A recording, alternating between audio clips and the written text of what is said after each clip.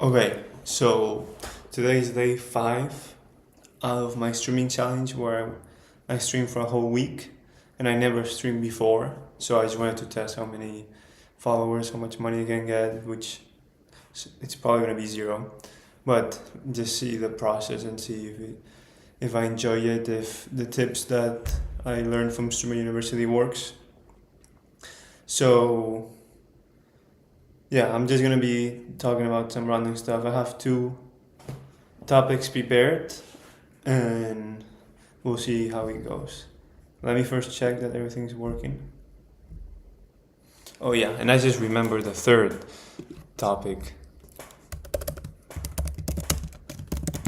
I'll write it down. Okay, seems everything to be working. Okay, and I just remember the third topic, which I think is what I'm gonna start with, and it's that. So yesterday, I just saw the movie Project Hail Mary with Ryan Reynolds. No, with Ryan Gosling, and I'm gonna give my opinion. I actually just saw half of it because it was too long, and I was seeing it in the sofa because with my family because it's on Amazon Prime now, and I have other thoughts I wanted to share. So I actually read the book, but I didn't finish it. I read like let's say like 30% of the book, and then I went on a trip and I forgot about it, and I kind of just left it to the side and I didn't continue reading it. But I enjoyed the book, at least the beginning.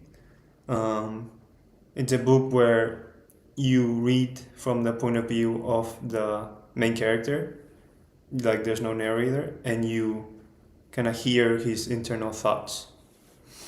So it was interesting how that in the movie isn't really reflected. In the movie, I was very surprised. It just starts super fast. It starts in the space where the Professor Grace wakes up and he doesn't remember who he is, and it's just very quick shots. I almost felt like a TikTok edit or something. It was like maybe I haven't watched like a modern movie in a long time, but it felt super fast because the last movie I watched was like a 1960s movie or something called like The Rear Window, where this person is about this photographer who gets in an accident and cannot leave his house, so he starts looking out the window and he sees his neighbors, and then he starts seeing like a crime scene. And I thought it was cool because it's like the first reaction video, because you would see a scene happening and then the reaction of the person. It would be like they basically pioneered reaction videos that are so popular nowadays on the internet.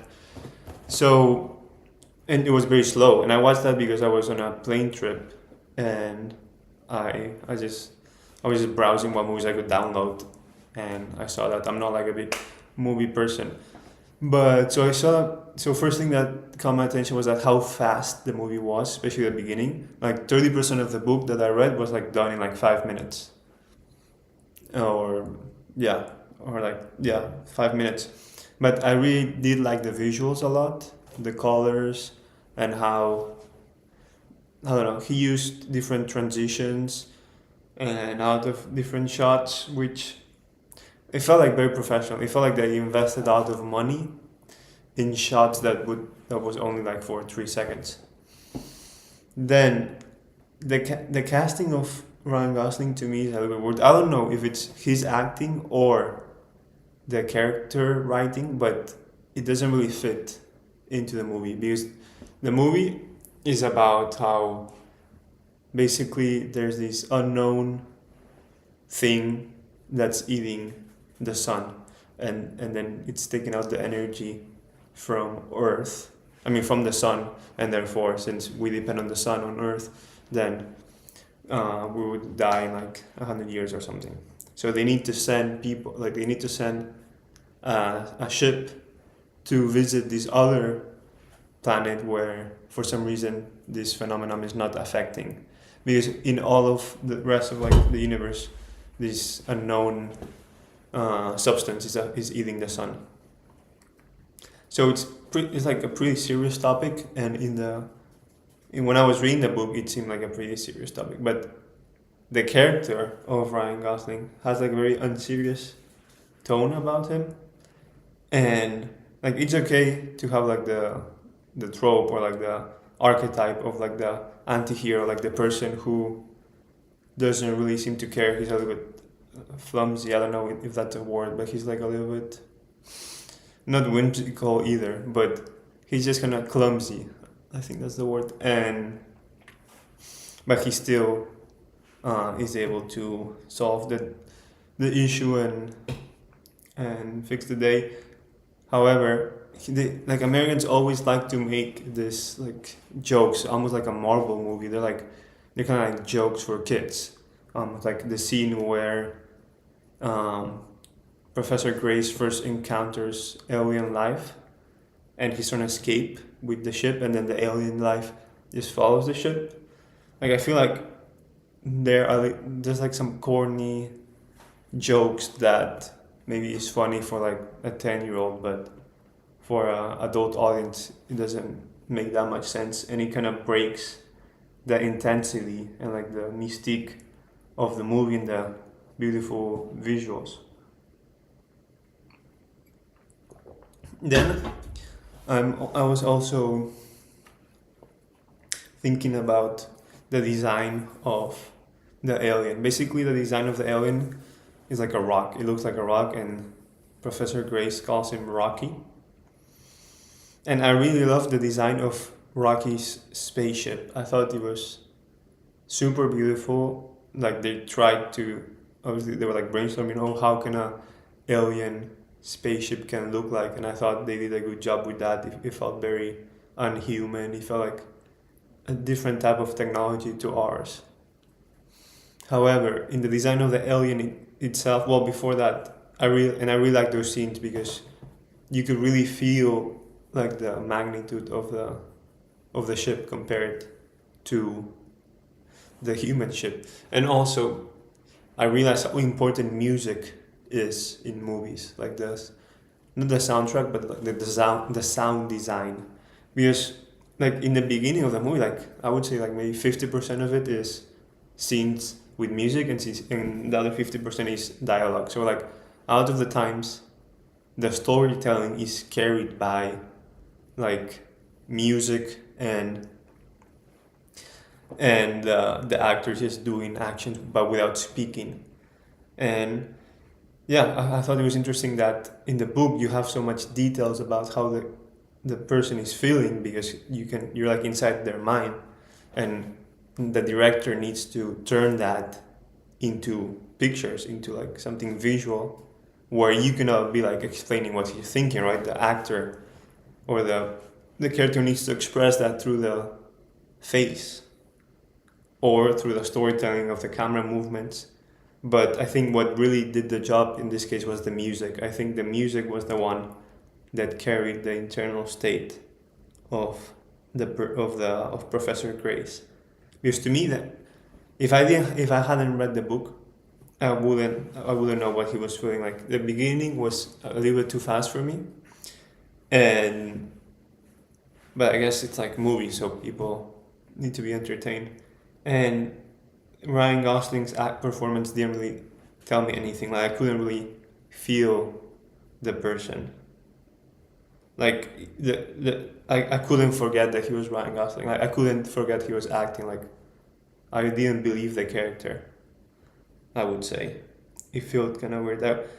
That's the problem. Sometimes you need to cast famous actors for movies because they need to do interviews, and you want people to talk about it and get clicks on the internet, so people buy the tickets. But then sometimes they're not like the best actors, and sometimes you cannot recognize them from other roles, I would say. So in this one, he feels like he's playing himself. He doesn't feel like he's playing a character. I don't know. I'm not really into movies, so I don't know what other actors, but I'm sure there's other actors that would have done better. Like I don't know. And I was trying to think other actors, but I don't really know that many. So yeah, so the music was super important.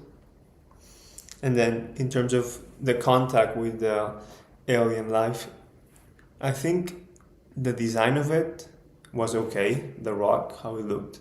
I didn't really like the like the fingers, and how in the beginning when the alien shows Professor Grace like a figurine that he made of a human, it felt like very artificial. Like it felt like an old movie, like an ET. Like it felt like there was a human behind there, like with a stick, like moving the hand. Like it kind of broke the magic of cinema to me. Like I don't know. I don't know if I'm the only one who felt like that, but it didn't feel like genuine. Like of course he's a rock, so but he basically is an animal, but with the exterior of a rock. Like they base his movements in like an animal, I believe. Like he's not that rigid, and the noises also are very. The noises are like a combination of, I believe, like birds and other animals, and but the way his hands move in when they first interact, I felt like it could have been better. It could be more polished. And then again, of course, you want to go fast and you want to see them develop a friendship, but I felt it could be a little bit more intense when they meet and when. Well, I really love the intensity of when they throw the aliens throws the messages in the beginning, but when they actually meet, I believe it would. If it was real life, it would be a lot scarier, and I think it would take longer to. It would take longer for them to become friends and be able to communicate. Obviously, in a movie, the time length is different, but I mean that the scenes to me could have been a little bit longer to create that. I think that moment of like interacting with alien life for the first time is very unique, and it was like one of the moments of the movie that made me like think the most, or made me like kind of forget about my own life and just get immersed in the movie. So I think I would, if I was directing the movie, I would have extended it a little bit longer.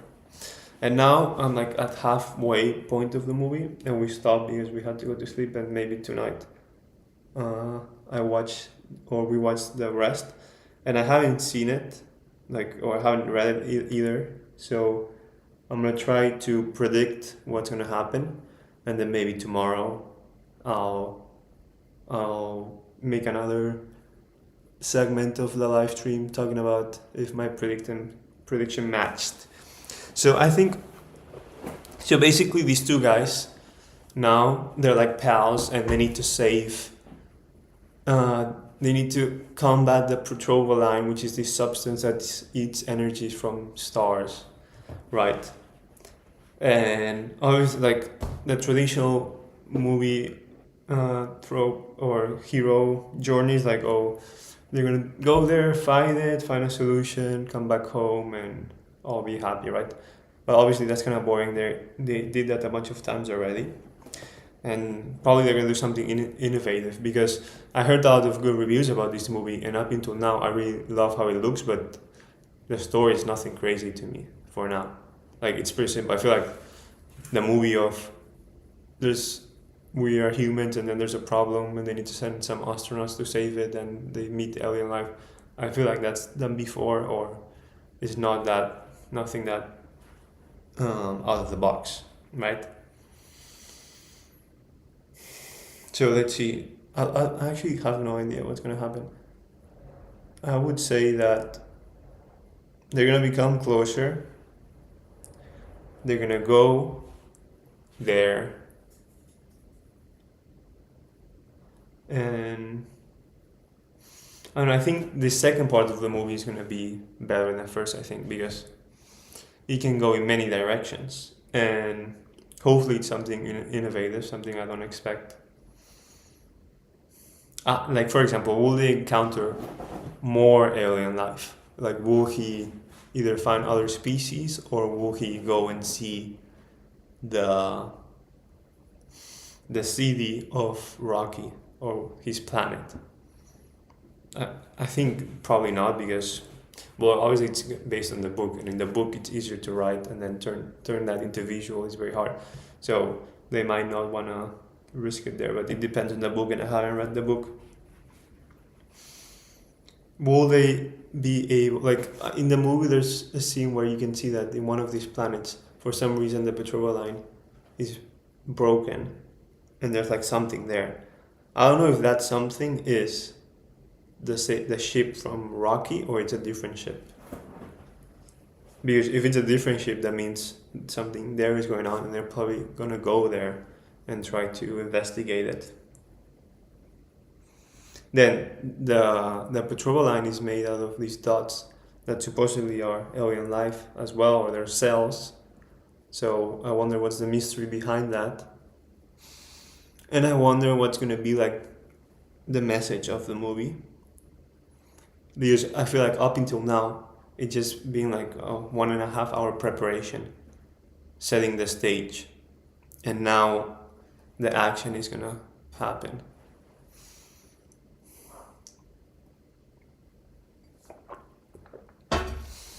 But yeah, I don't know. I actually don't know what prediction to make, because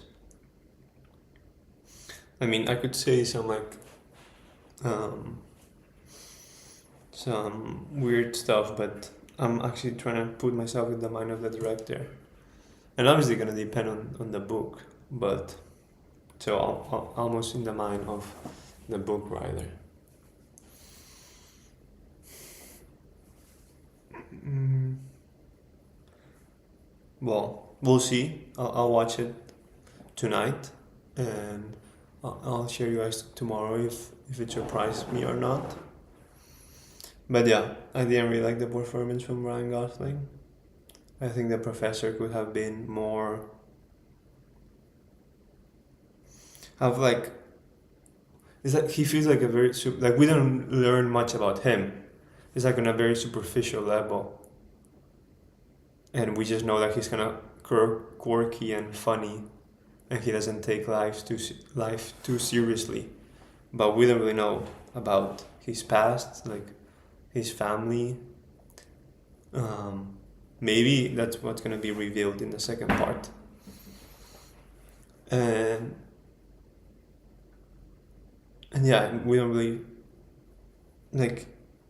It's like a pretty crazy situation to be in, and it's not that dramatic, right? But I guess maybe that's what the director's intention. They wanted to make more like a family movie. But like for example, Interstellar, which is also about space exploration, is like a lot more dramatic. They're not making like those type of jokes, right? So I guess they also maybe they just wanted to go in a different direction, because we already have serious space movies. So maybe they go even more uh, in the unserious direction, and something weird happens with Rocky, and they end up like in some weird, like some other dimension or something. And I wonder how they're gonna close it, because now they've been opening a lot of things, and now I think they're gonna close it, but I don't know how.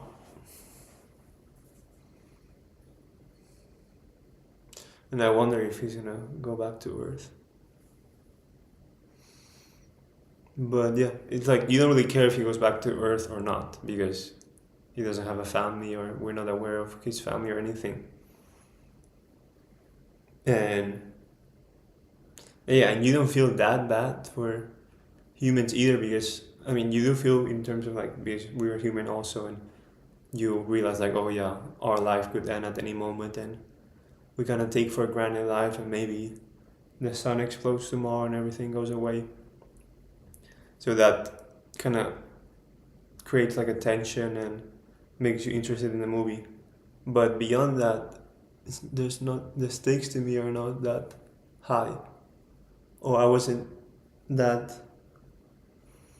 emotionally connected to the character. I think what I was most emotionally connected to, or what I was most present at, was, and giving my full attention. Well, I was always giving my full, but like what caught my eye the most was when the interaction with the alien and like with the spaceship and all of that, and especially with the sound. The sound design really was really enjoyable. So yeah, I'll get back to you guys tomorrow and see my thoughts on that on the second part of the movie. And now I wanna switch subject, but let me check first everything's working. Oh wait, I'm in a different location today, but okay. So now I wanna talk more about the 7-day challenge where I stream for every day and my thoughts on content creation and all of that. So, so yeah, I've been streaming for 5 days now. I started trying to do soccer news. Then I realized I just want to rant and talk about random stuff. I've been doing that for the last couple of days. I'm trying not to look at my views so much. But if some of the videos, like long form videos I'm making, are actually getting some views like 20, 30, which is pretty cool. And yeah, I have a lot of thoughts on content creation. I think content creation might be, if done right, like the easiest job. Or it's like not the easiest job, but one of the jobs where you have the most leverage, or like the lowest risk, or like the highest return to risk business models, in my opinion. And I'll explain why now. But yeah, it's not easy in terms of anyone can do it, content creation and streaming.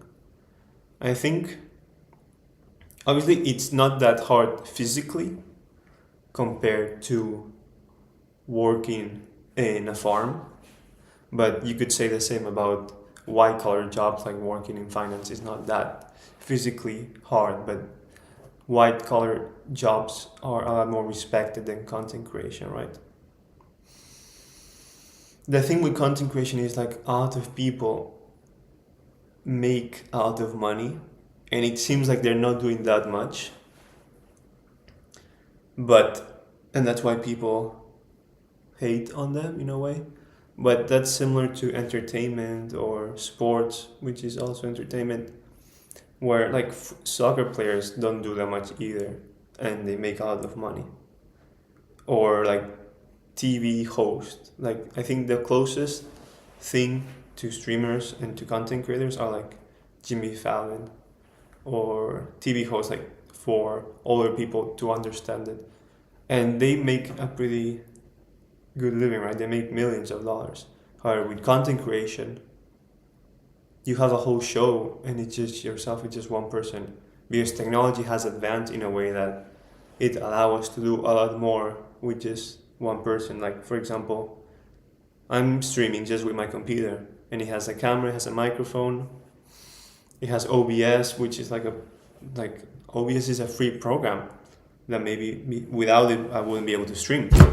And I've been lucky to live in a day and age where OBS exists, right?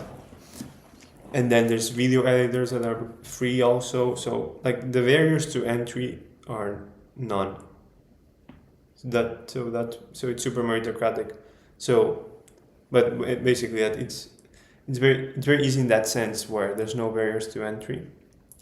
But then at the same time, there's a lot of competition, of course, because since there's no barriers to entry, anyone can do it. It's a lot of competition, and also we take some stuff for granted. Like most people my age know how to edit because they made a video maybe for a school project or maybe for fun. But like if I try to get my mom into doing social media to earn some extra income, like she doesn't really know how to use the phone. She doesn't really know how to edit properly. It's like gonna take some time. So it's easy to us, but it's not easy to everyone. And at the same time, technology has made it easier. So we're just lucky that we have the internet and we have computers that content creation kind of relies on, and those things have advanced so fast and so much that it's made it super easy. So it is true that it's an easier way to make money than before, but it's the same as it's an easier way to make money to work as a white collar job than in a farm, right? So the trend is that jobs become easier each time, right? And then I think with content creation and social media, it's like, well, I'll say first why I think it's one of the best business models. Well, first, there's like, it's super cheap to produce, right? Like I have a computer already, so each video I produce costs me basically zero. It just costs me time. Then the product doesn't decay. Like the product stays the same forever. The only way it decays is if I'm making a video maybe about like the news that happened yesterday, then people are not going to be interested in watching it tomorrow. Or I mean, not tomorrow, but like in a year. But if I'm making a video now about my opinion on love, then maybe it's like timeless. So people can watch it at any point and it's not going to decay. Like the product has the same quality when I produce it until forever. Then the cost of selling a new product is zero as well. Once I post it, it doesn't really matter how many people watch it. It costs me the same to produce, which is zero. Anyways. Then the algorithm finds I make the product, and there's an algorithm that finds the consumers, the buyers directly, automatically. I don't need to do anything. I just need to make the best product possible. Imagine if I was like a shoe seller or a shoemaker, and I would just have to focus on making the best possible shoe, and then I just like throw it into the air, and then it finds automatically people who want to buy it, and then the money just comes to me. So basically it removes the middleman, and like the distribution is automatic, and I don't need to focus on it. So that only works because of the internet and because of algorithms. So that's super cool and super good, and why content creation is a good business model. Then also, it seems like people are like consuming also because of the algorithms, it's super meritocratic, right? There's not as much much nepotism or like pay to win. You just need to focus on the best quality product, which sometimes can be confused with clickbaiting and engagement maxing and all of that. But I think over time, we'll overcome that, and we will have high quality stuff when you do. I mean, there is already a lot of high quality stuff, but it will be like the quality stuff will replace the slop. And then at the same time, a lot of people are like consuming media all day. So it is true that there's a lot of competition, but there's also so many people consuming, and most people don't really want to record themselves and expose their face to others and share their opinions publicly. So I do think that there's more, I definitely know there's more people consuming than people producing content. In terms of the demand and the demand of content, the demand and offer of content and viewers, I do think it's pretty similar. It's not like there's so much demand that whoever posts is gonna make a living. Like, it's still competitive out there, and it's getting more competitive time because more people are posting content, but I still think it's a good opportunity. But also, one thing to keep in mind, that the demand is limited. Like, human attention is it's a finite commodity, well, not commodity, but a finite asset. And you can calculate just by like the amount of humans that exist times the hours awake they have, or the hours of awake they have that they dedicate to entertainment, and that's like the demand. and it's limited. So right now, like it seems like all of the demand is met with offer, but some is higher quality than others. Like I'm sure there's people that are watching content or what like doing something for entertainment that they don't really like, or that if there was something better they would replace it with. So we as content creators need to try to fill that space for them and reach the demand. But I'm just saying this because I do think at the in the future it might be like there's so much offer that it's very hard to break through the noise. I think nowadays it's still possible to go from like me, like someone unknown, to potentially growing a following enough to like make a living. But maybe in the future it might be a lot more difficult because there's gonna be a lot more content. There's gonna be more people making content. There's gonna be AI content, and from the same people making content, they're gonna be producing more content. So it's gonna grow exponentially, and then I feel like there's gonna be, at least in the West, I think people are gonna I don't know. I don't know if people are gonna reduce their entertainment or not. I do agree that we're gonna go back to like physical entertainment, like doing in-person events, but at the same time, it will keep on increasing. I think we'll do both. I think we'll do like less work, more entertainment, and out of that entertainment, there will be more scrolling, but at the same time, more in-person events.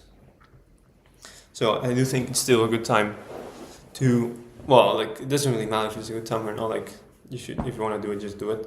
But if I'm trying to like analyze it as from like a business perspective, I still see opportunity, but that opportunity is closing each time, or at least it's gonna be harder to do because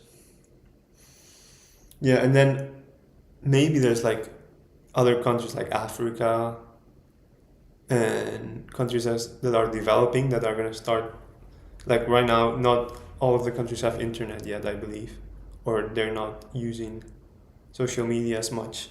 So I think once they do that, that'll be a big audience, and with automatic translation, they're gonna be out of viewers, and then if the economy grows, there's gonna be businesses that want to sell ads, and maybe your daily vlog about how you go to high school in France is not that interesting right now to people, but maybe for people in Africa it is.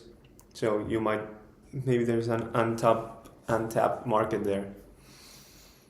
And yeah, but the thing is, a strategy that I will be doing, and I feel it's gonna make it difficult for other people to break through the noise, is that there's like gonna be more editing tools and more posting tools in a way that, like me, without a team, I will be able in the future to like produce maybe like 100 pieces of content a day, or maybe let's say I'll start maybe like with 10 and grow eventually to like 100, and posting like 10 platforms. So getting like, and in different formats, so being able to reach the audience in the space they want. And that will allow me to, I will not have to be like famous or anything, but I'll be able to have so many different sources of income that I'll be able to sustain myself. And I could be like, well, my plan right now is like hop on here on live and talk for like an hour, and then out of that just make a bunch of clips and make a bunch of segments and just post it on different platforms and just get the information to the right people. And I don't care if like 99% of people don't like it, but if there's 1% of people that do, and I post a bunch, I think eventually that'll be enough to sustain it. And also this is not my primary source of income, it's just like a side hustle or like a hobby. So yeah, I think that will be the method that's already going on with some people like Gary Vee, and I'm gonna apply it as well. So I'm kind of combining the methods of Gary Vee and the methods of Ludwig. So Gary Vee basically posts like a bunch of content that has like 10 channels, and I agree with his philosophy. And then language philosophy is like, oh, you need to stream and then use streaming as like a recording session.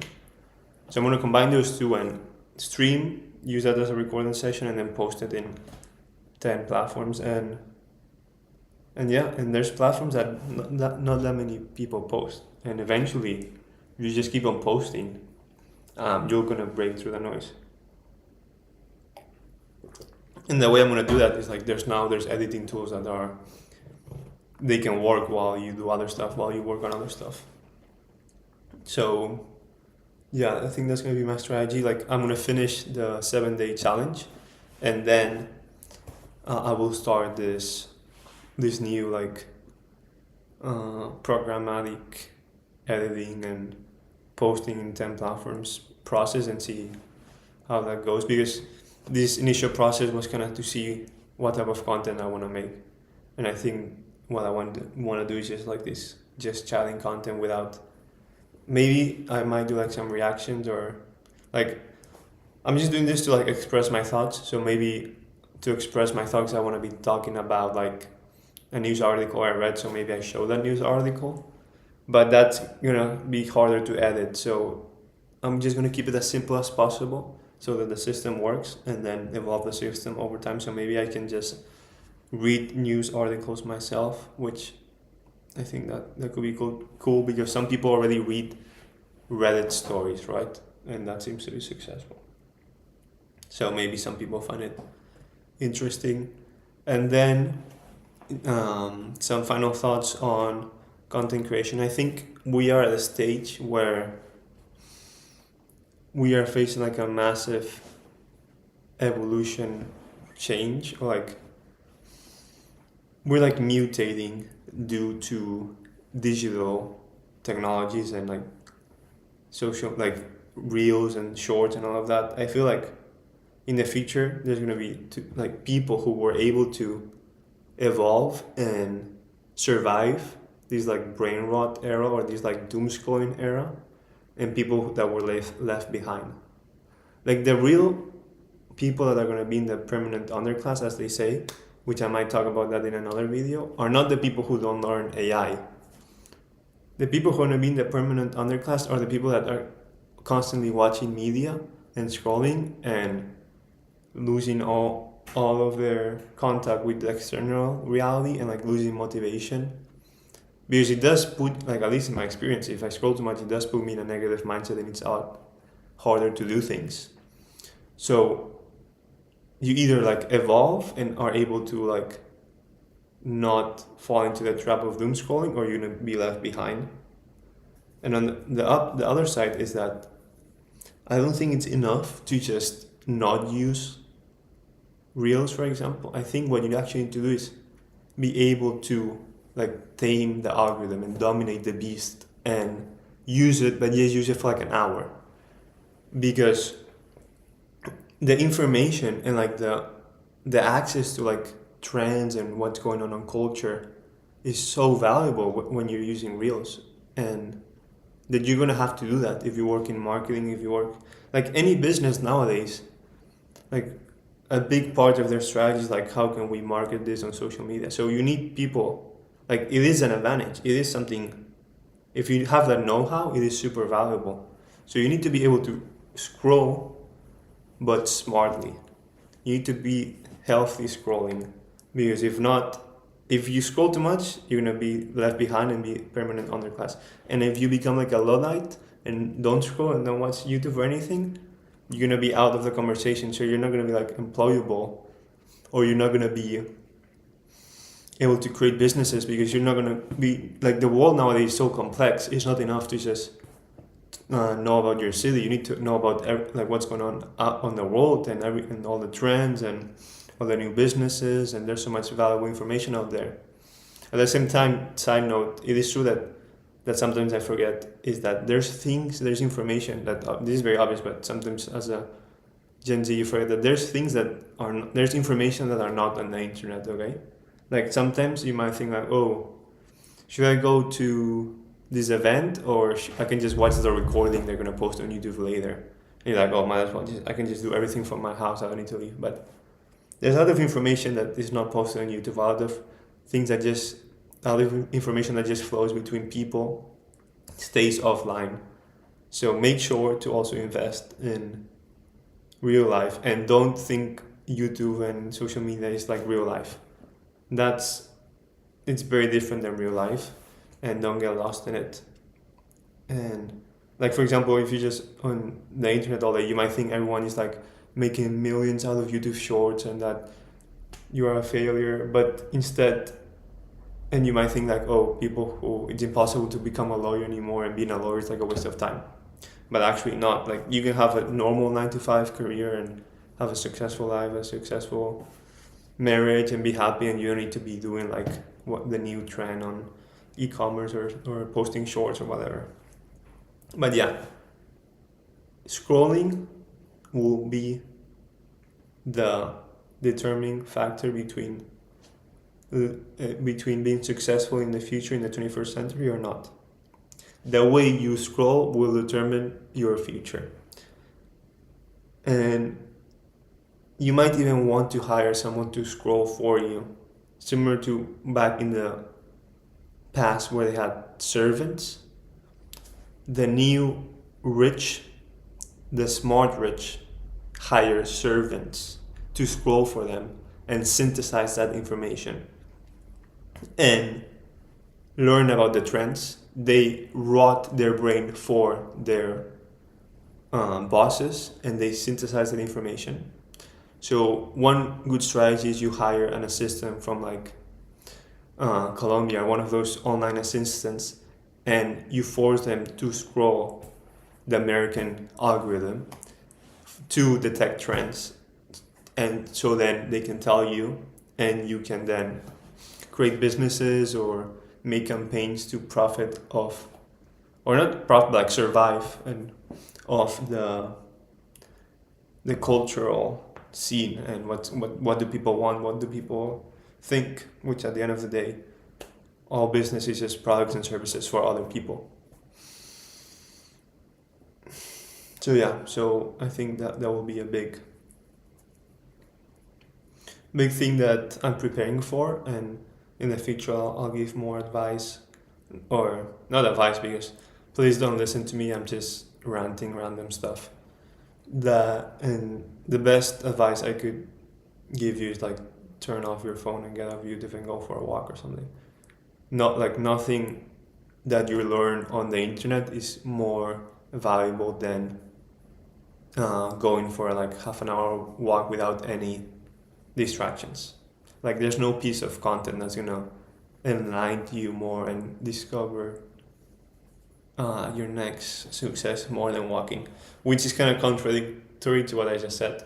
But you could do both. Like that's why you need to find a balance. Like sometimes it is if you are able to just do like half an hour a day. But if you've been watching YouTube for 2 hours and you like scrolling trying to see like like falling into the clickbait of like how to be rich or how to fix my diet, whatever, like that's not gonna work. Like just turn it off and go for a walk and think for yourself. It's not that hard. Whenever you have a question, whenever you have a thought, you don't need to immediately not justify, but you don't need to immediately check if it's true on it with AI or with YouTube. You can think for yourself, and don't just do things because sometimes you have an idea, then you look it up on YouTube, and if other people are saying the same, you feel like it's a good idea, and then you do it. But if not, you don't want to do it. But that doesn't make any sense. You should just follow your instincts more. Don't try to verify everything with others. But yeah, don't listen to advice, just go for a walk outside, and I'll talk more about what cultural norms I would do around the internet and how to use social media in a healthy way. And then lastly, now I have maybe like 10 more minutes. I'll talk a little bit more for 10 more minutes. So the last topic I want to talk is about soccer or football if you're in Europe, and the World Cup and if America ruined the World Cup. Because I'm originally from Spain and I grew up playing soccer and watching soccer. And I watched the whole World Cup because I was following Spain and we won. And I had some thoughts about like soccer and like watching sports. Is it even worth it? Like how it's turning into like a how Americans see it more as a business and Europeans see it more as a sport. So let's just start with like my general thoughts on the tournament. So as you know, like normally there's no cooling breaks, right? In Europe, soccer, what's cool about it is it's 90 minutes and there's no ads. There's only a break for 15 minutes, so it's 45 15-minute break and then 45. And during those two 45 parts, there's zero ads. Only there's banners that you can see on TV. But of course, that's very different to American sports where they're like doing ads let's say every like 2 minutes, like in baseball or in baseball, in basketball. They even like minimize the sports while they're like doing a play that does not that important to put like an ad on the side, which I think that's crazy. But of course, I mean, if you're like just rational and you maximize things and you don't really you cannot take out the human element out of things, like the feeling out of things, you end up in situations like that with like sports in America where it's all hyper narrowed into just making money rather than like the experience of watching it or like people doing sports and like doing sports as a form of community and like for health reasons, stuff like that. So, and like one good thing about that is that in terms of technology, in terms of like show business, they're a lot more advanced than European sports. Like I thought it's very cool to see that in baseball now they interview players mid-game. I think that's something they would never do in Spain. In soccer, it would be too hard to do, I believe. But because in soccer, like there's no really like dead moments. In baseball, there's like a lot of dead moments if you're like playing other field and no one's hitting that long. But I thought it was very cool. Like for example, in soccer, I would like to have a channel where you could hear the players talk, like you could not the players talk, but you could hear the ambient sound of the stadium, and you can hear the fans cheer, and you could hear the ball because the ball actually during COVID this is what you could hear. Like during COVID when there was no fans, I really enjoyed watching soccer because you could hear the players talk a little bit. You could hear like them like giving instructions to each other, like working as a team. You hear the ball, how hard it was, and to me, and I don't really want to hear the commentators that most of the time don't really know much about soccer. So like they could do that. Like they could have two channels, one with a commentator and one with like fans and ambient noise. But that requires technology, and maybe there's not an audience for that. But like Americans, they have stuff like that. Like in the NBA or the NFL, sometimes they give a mic to a player to record the whole game. So I thought that was very cool. And then they posted on YouTube. I used to watch those videos. Then the other thing is like now Americans before didn't really like soccer, right? But now with the World Cup, they're starting to understand it. But they're watching soccer and living soccer in the era of social media, like the era of TikTok. So their perspective of soccer is through like the feed and like soccer edits and like they think that soccer is like about individual players. They're like obsessed with like Haaland or Messi or Jude Bellingham or Lamine. But soccer is like a team sport. It's like a lot more important. With one good player, you don't really do that much. The most important thing is how you pass the ball between each other, how you pressure together, how when you need to defend, you like communicate and you you are close to each other, or when you need to do like a help, like let's say there's a winger that is being defended by your teammate, but you need to be aware of them in case the winger is able to out like dribble the defender, then you need to help them and try to go there. So it's a team sport. It doesn't really matter the star players. Like look at Real Madrid, all the star players they had this season and they won 0 trophies. And look at Spain, which didn't have any goal scorer in the top like 5 of the tournament. They were all like Messi, Kane, Haaland. Spain had like none of them, and they won, right? Because it's about the team, it's about the chemistry. So, so Americans don't really realize that, and they're obsessed with individual players. So that kind of annoys me a little bit. And I have experienced that with other sports also. Like Spain, we really focus on like fundamentals and technique, and like teamwork. But in the U.S., they don't really care about technique. It seems like, or they don't really care about fundamentals. They care a lot more of like they're a lot more superficial. Like they care about like the flashy plays and like looking cool and like scoring themselves, and like about storytelling, like about like the motivational speech before. But it's not really about the motivational speech. It's about like training every day so you perform in the match. If you like don't do anything all week and then no matter what motivational speech you give, you're not gonna win, right? So I feel Americans fall into that trap, and you can see that their team is not that good. And their team is not that good for various reasons, but one of them is that American culture doesn't really go along with, in my opinion, with team sports. It seems like to me. And then also in Spain, for example, we play soccer in school. Like during lunch break, everyone plays soccer. And there's other like public stadiums, and you can meet up with your friends from the neighborhood to go play soccer. But in the US, there's not that many stadiums because soccer is like a new sport to them. Like in the US, like soccer is like a sport for women because the US women's team have won a couple of World Cups, I believe, so women are into it.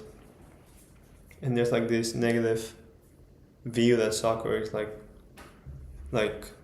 real men don't play soccer, or like soccer players flop a lot and it's not that physical, which I completely disagree. Like they need to run like 10 kilometers every game, and they like actually you get hurt a lot playing soccer. Yes, that's true that some players flop, but it happens. Like NBA players also flop, and doesn't mean the game isn't physical, right? And and the thing is, in America, the players that like people that play soccer in clubs and in high school, like when they're underage,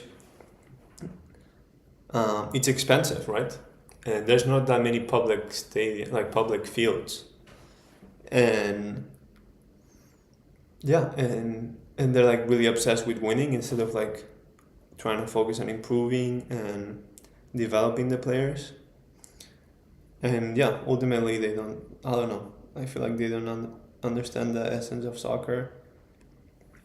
It's hard to put into words into why, but I think I gave a couple arguments on why I think. But yeah, it feels weird seeing them play, and the fans it's like they're in a different frequency. Like they don't really understand soccer, or at least the point of view or the philosophy of soccer from someone who grew up in Spain. And then for this season, I could talk a little bit about my opinion about Real Madrid and Barcelona because I'm a Barcelona fan. But maybe I save that for another day. It's been already like an hour. So yeah, I'll come back tomorrow to the final stream of the challenge. And this afternoon, hopefully, I can turn this into like different videos and shorts, and then we'll see how they perform tomorrow. and I'll see if I keep this channel like this, like uh, meditations, or I turn it into soccer. And I definitely I'm gonna. It's kind of weird posting shorts that are more like meant to perform, and also like kind of digital diaries that I'm doing on the same channel. I think it'll be best to separate it. But okay, I'll catch you guys next time.